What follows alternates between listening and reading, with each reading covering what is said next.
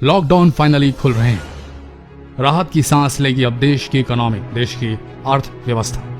हम सब की जिंदगी पटरी पर धीमे ही सही पर रफ्तार पकड़ने लगेगी। माना कि कोरोना ने बहुत तबाही मचाई पूरे विश्व में, भारत भी अछूता नहीं। अब भी कहीं फैली ये बीमारी तो बहुत नुकसान होगा देश का।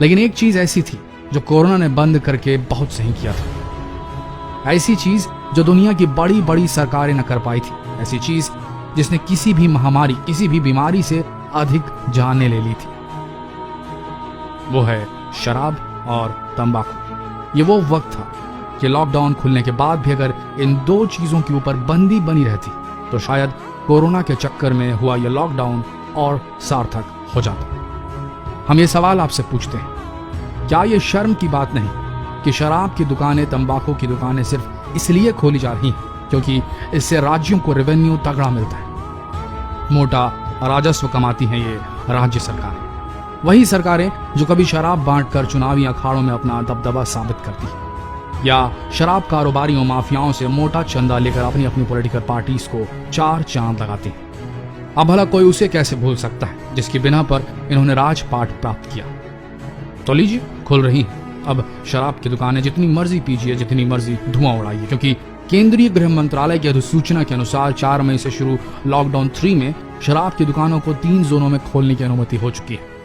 यानी रेड, ऑरेंज और ग्रीन जोन में दुकानें खुलेंगी, लेकिन कुछ शर्तों के साथ। देश भर में कंटेनमेंट जोन में शराब स्टोर खोलने की अनुमति नहीं होगी। यह आदेश केवल स्टैंड अलोन दुकानों पर लागू है, यानी मॉल या शॉपिंग कॉम्प्लेक्स के अंदर शराब और पान की दुकानों को खोलने की कोई अनुमति नहीं होगी। एक बड़ी इंटरेस्टिंग बात शेयर कर रहे हैं आप सबके साथ। पता नहीं इस वीडियो को देखने वालों में कितने लोग इस एडिक्शन से ग्रसित हैं या छोड़ने की चाह भी रखते हैं, लेकिन छोड़ नहीं पाते। ये मौका मिला था लॉकडाउन के चलते, लेकिन अब ये मौका भी एडिक्शन छोड़ने का हाथ से निकलता नजर आ रहा होगा।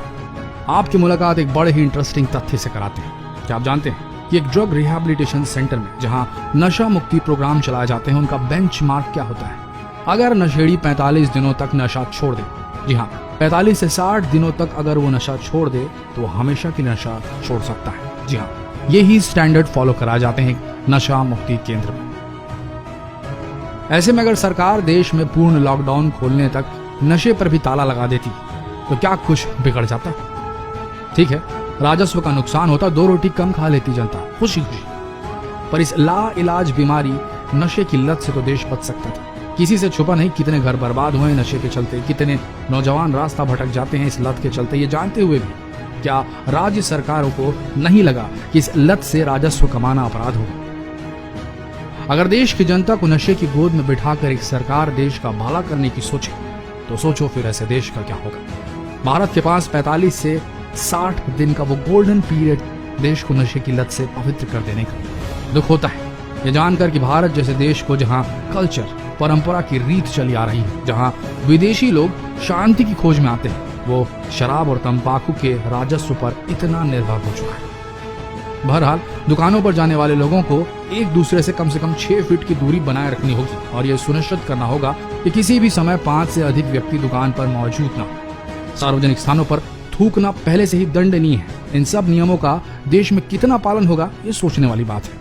ये भी सोचने वाली बात है कि जो पुलिस वाले अपनी सच्ची ड्यूटी निभाते लोगों को अपनी गली मोहल्लों में रोकने में लगे थे ताकि लॉकडाउन का पालन हो सके, क्या अब ये पुलिस वाले पूरी तरह से इन शराब दुकानों के आसपास इन शराबियों को नियमों का पालन करवाते दिखाई देंगे?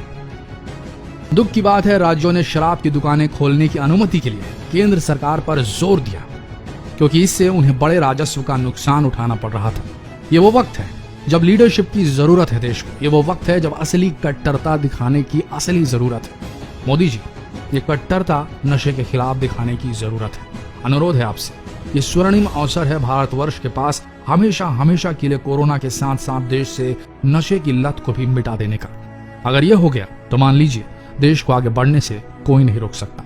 जितना हो सके इस वीडियो को शेयर कीजिए ताकि ये संदेश वहां तक पहुंच जाए जहां तक पहुंचने से कुछ फर्क पड़ता हो। शेयर कीजिए इस वीडियो को अगर आप सच्चे भारतवासी हैं तो।